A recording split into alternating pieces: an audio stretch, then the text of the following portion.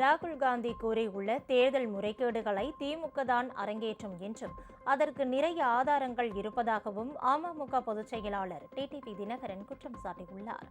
வடசென்னை மேற்கு மாவட்ட அமமுக நிர்வாகிகளுக்கான ஆலோசனைக் கூட்டம் அயனாவரத்தில் நடைபெற்றது.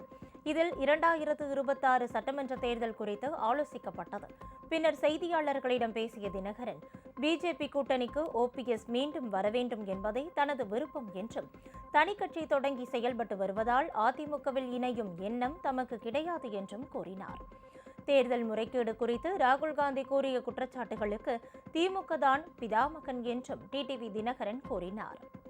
அவர் சொல்ற கட்சி தான் செஞ்சிருக்கணும்னு அவசியம் இல்லை, யார் வேணாலும் செஞ்சிருக்கலாம்.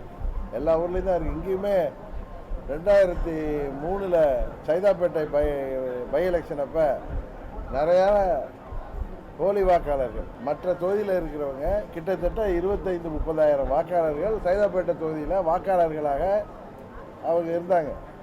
அவர்களுக்கு 2 இடத்துல வாக்காளர் அட்டை இருந்தது. அதையெல்லாம் கண்டுபிடிச்சு அதையெல்லாம் அன்றைக்கு அவர்களெல்லாம் ஓட்டு போட விடாமல் அன்றைக்கு தேர்தல் ஆணையம் மூலம் தடுத்து நிறுத்தினோம். அதனால் இது எப்பொழுதும் இங்கே இருக்குது. அதில் திமுக எக்ஸ்பர்ட். குறிப்பாக சென்னையில் அவங்க பல இடங்களில் இந்த மோசடிகளை செய்திருந்தார்கள், தொடர்ந்து செய்து வருகிறார்கள்.